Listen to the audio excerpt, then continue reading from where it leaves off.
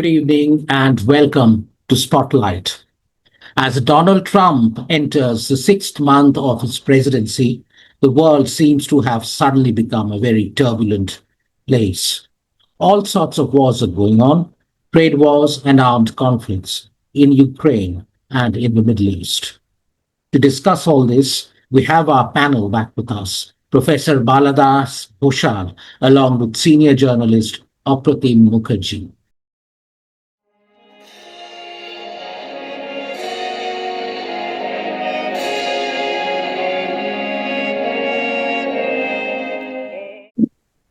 Professor Ghoshal, how you look at the world today?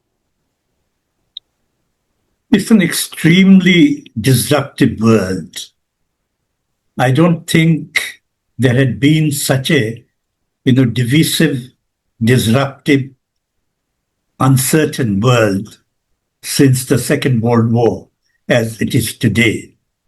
And the society, countries, people are divided along various lines.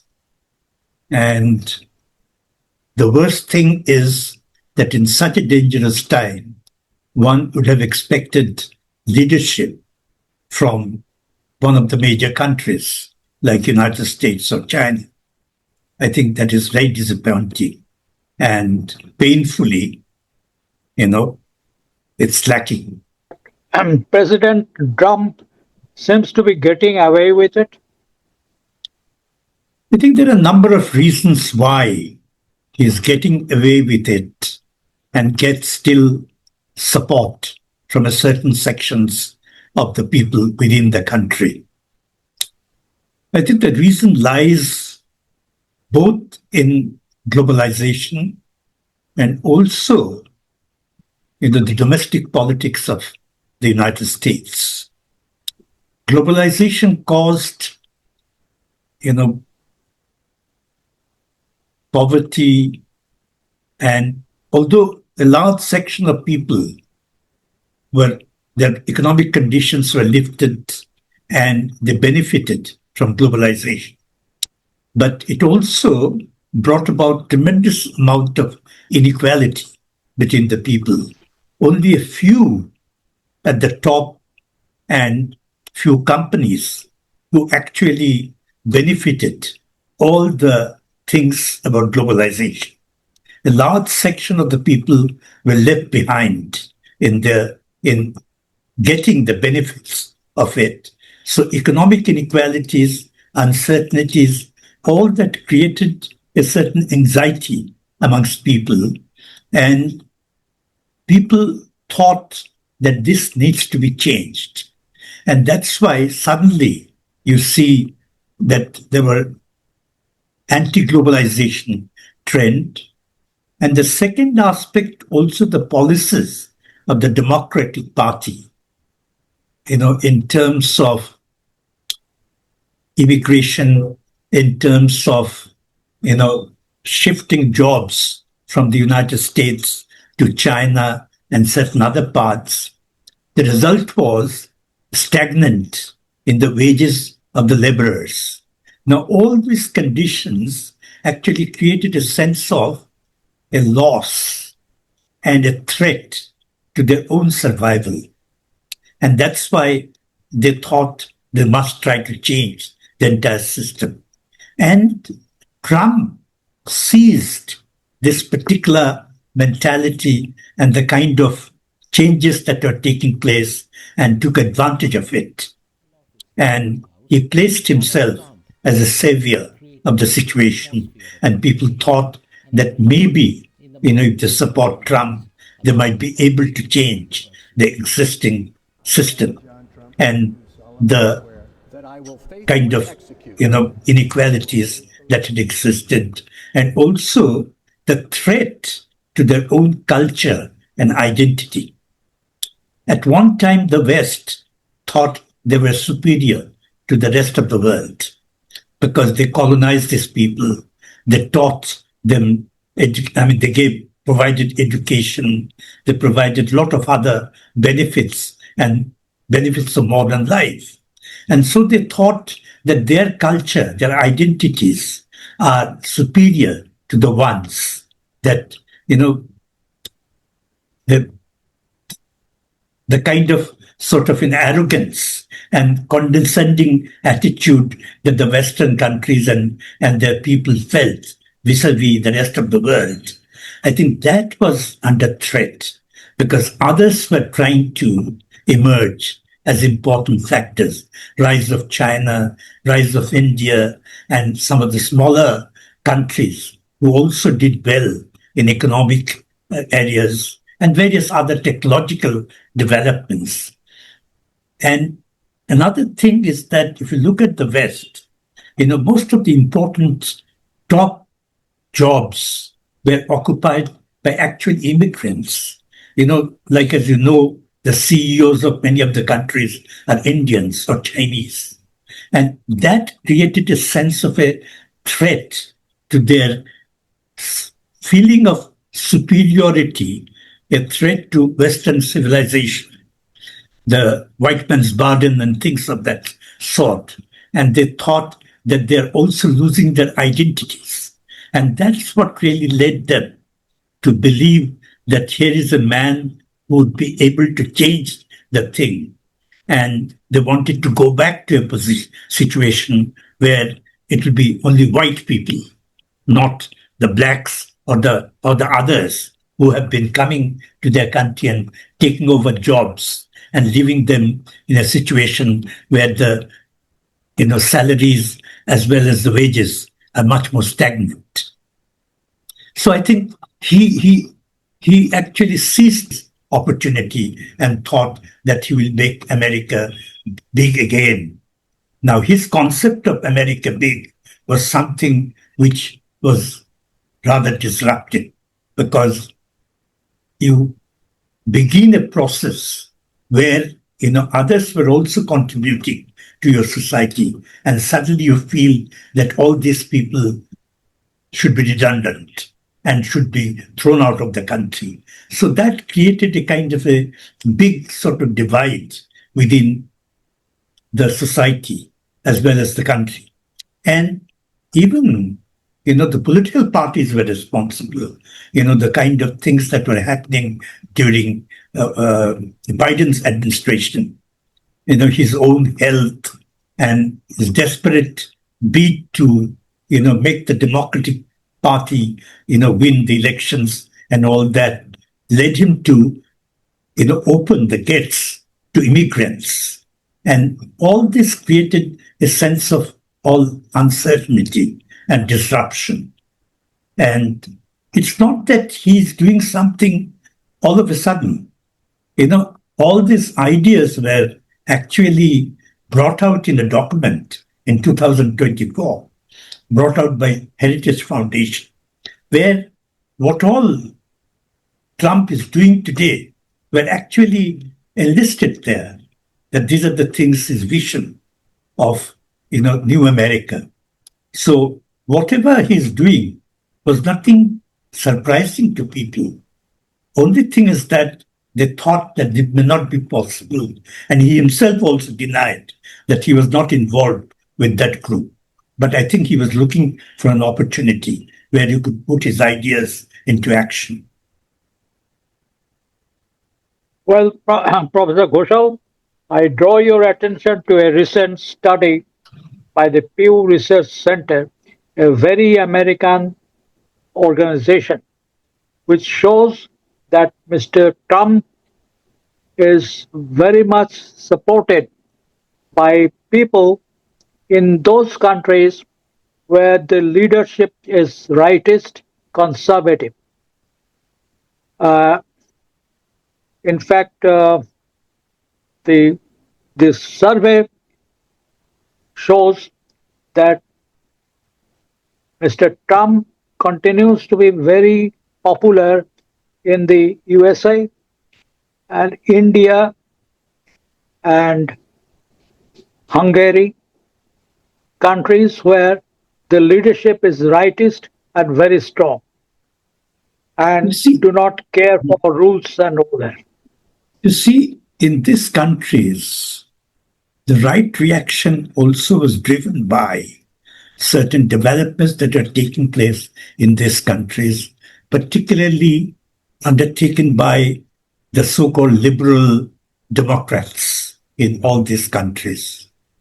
The combination of liberalism, Marxism, and also Islamism, all this combined to create a kind of an ideological thinking, that appeared to many of these countries as a threat to both democracy as well as to their own cultural identity and the Western civilization. Immigration is another, important factor because many of these countries, sometimes if you walk in the street, you will find more foreigners than the local people. Now, initially, of course, maybe because of the low wages that the foreigners were prepared to accept, people didn't complain much initially. But as time passed and when they discovered that they're losing their own jobs and some of the things were going outside the country, outsourcing for cheap labor, where the ordinary people, although enjoyed the luxury goods, but the middle class didn't benefit that big. Only a few industrial groups benefited from these developments. So I think a kind of a reaction emerged in many of these countries. And there is now a move from the left towards the right. See Hungary, in Holland, the last election brought a rightist government. Germany. So many of these countries, and I would say that this would be the trend. This would be the trend in the coming years in many other countries because they feel that the kind of chaos that was created by the so-called liberals and the Marxists, that, sort of, attacked the very foundation on which those societies developed. Perception, that is very important. And that is why you will see that this right kind of governments or right-oriented governments emerging in many of these countries.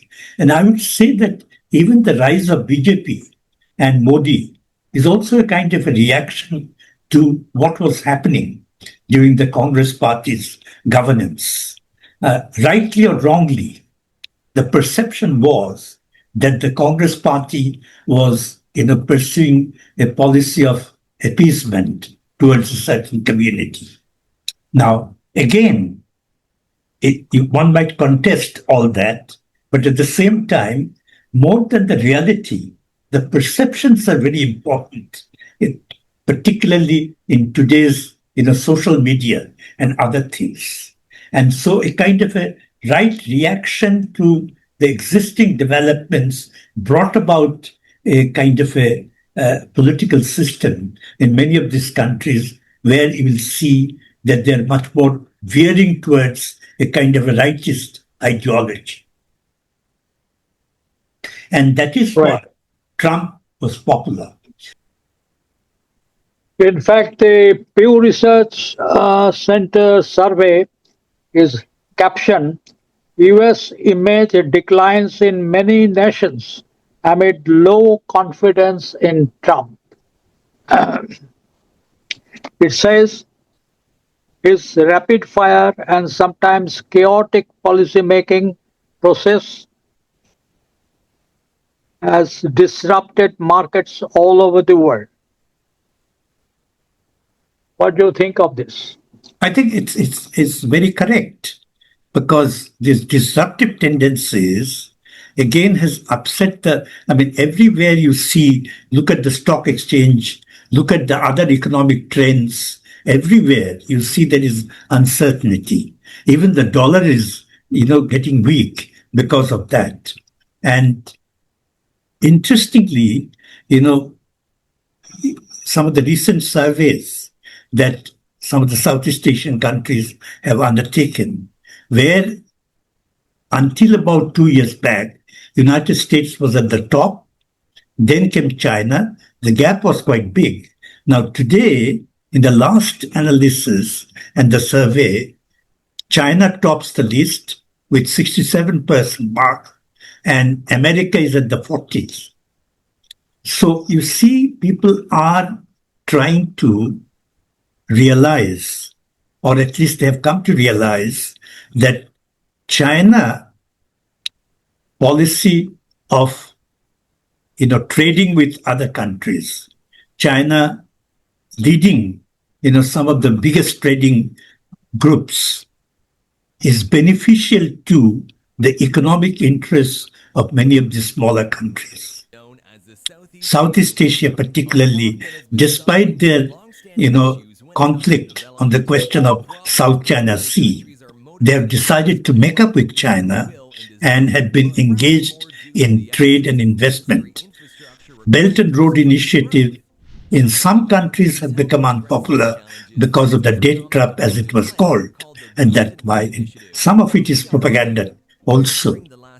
But they are dealing with China, and they're also keeping, it's like hunting with the hound and running with the hare.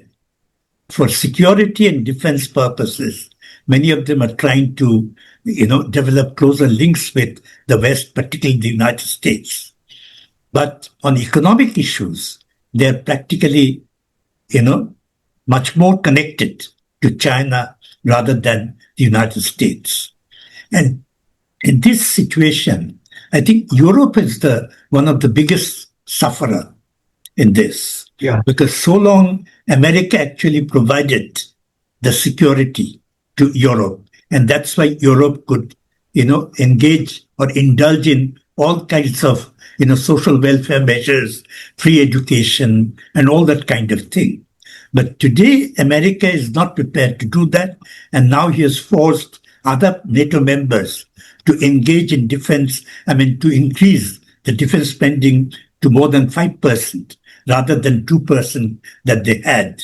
And that will affect Europe quite significantly in terms of many of the social welfare measures that they do undertake in their policies. And Europe will, I think, suffer a major decline in the coming years. Right. What do you think of Mr. Trump's latest misadventure in Iran? Do you think it has been a success or a complete failure? I don't think it is a success for two reasons. One, of course, is, Israel itself has gone too far. It was all right at the initial stage in order to attempt to sort of, degrade all the assets of Hamas and a few other, proxy organizations of. But when it started sort of, attacking the population centers, that has led to a lot of, killings of ordinary civilians and others. And the attack on Iran is also, I think, it was a wrong sort of, signal that has been given to some of these countries. Because at one time, many of them were actually opposed to the Middle Eastern countries. People on the Arab street were against Iran because Iran was trying to emerge as a leader of the Islamic world, Shia versus Sunni and all that.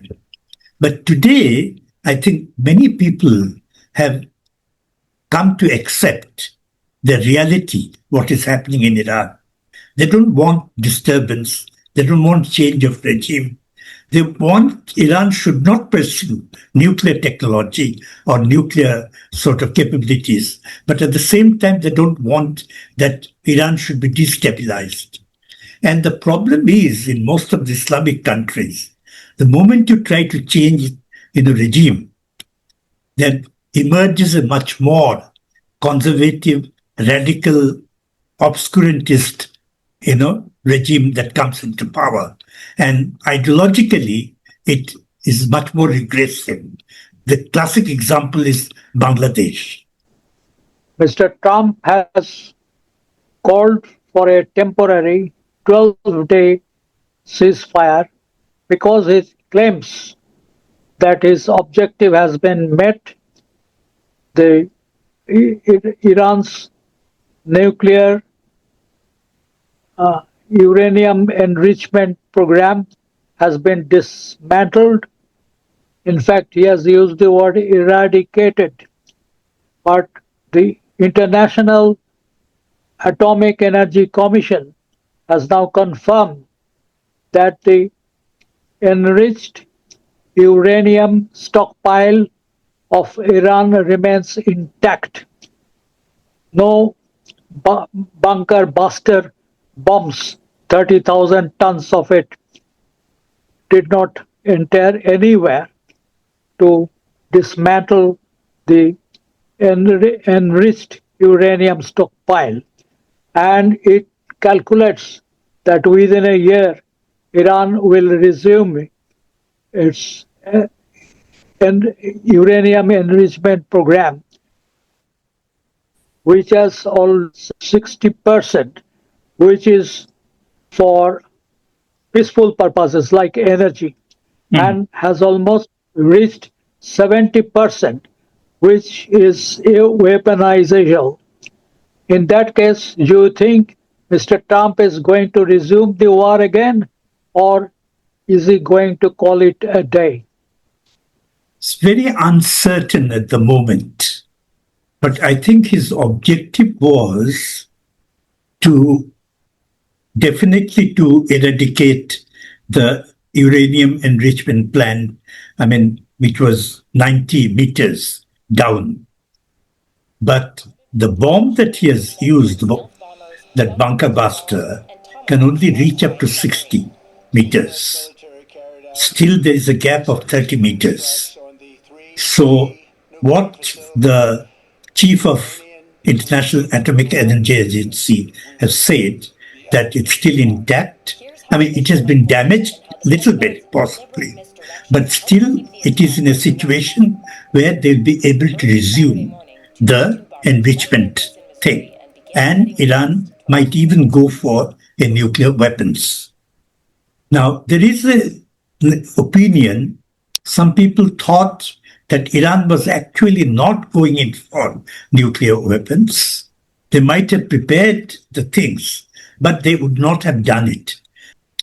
Now that Trump has done it, I think Iran will definitely go for nuclear weapons and uranium enrichment, which will lead to war, creation of a bomb. And maybe this is a question of time. And, one could also speculate why he did this. He said that he will decide within a week or two, but he dropped the bomb. But maybe because he did all that to tell the world that I've destroyed the nuclear capabilities of Iran.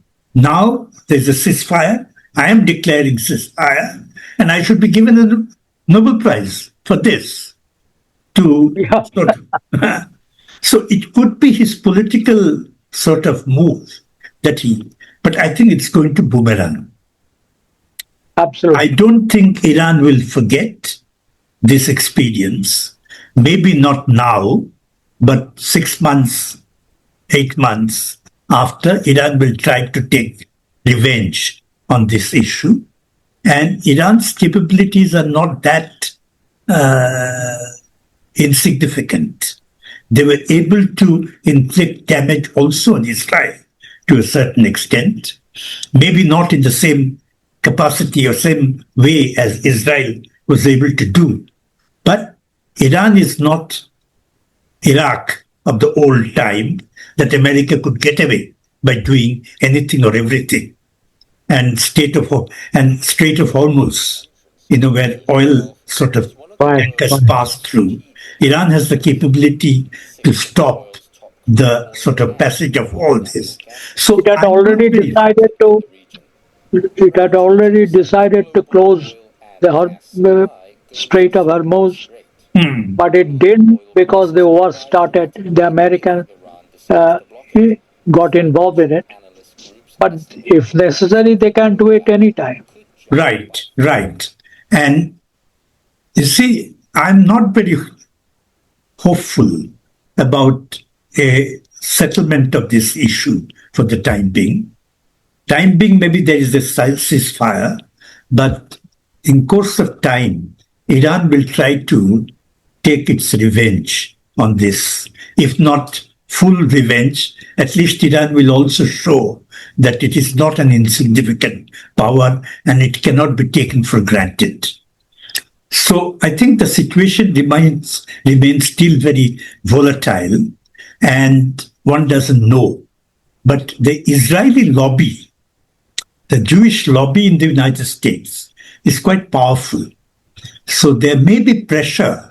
I mean, already I think Netanyahu, whose survival is dependent on some of these actions, and he's not being supported by even the domestic public opinion. They think he should go away, like Golda Meir in the olden days after the war in 70s. She resigned from the position. But this time, Netanyahu, by doing this, tries to preserve his position and tell the Israelis that I've done it. I've kept the country free from any threat and I've expanded the territory and things of that sort. So I think the situation is still very, very volatile. And any moment there can be a flare up. So I'm not very hopeful about the Israel-Iran issue and how Trump can use his influence to bring about a settlement of the problem, even if it's a temporary one. So the situation is very volatile at the moment. And I think I'm quite pessimistic about what is going to happen.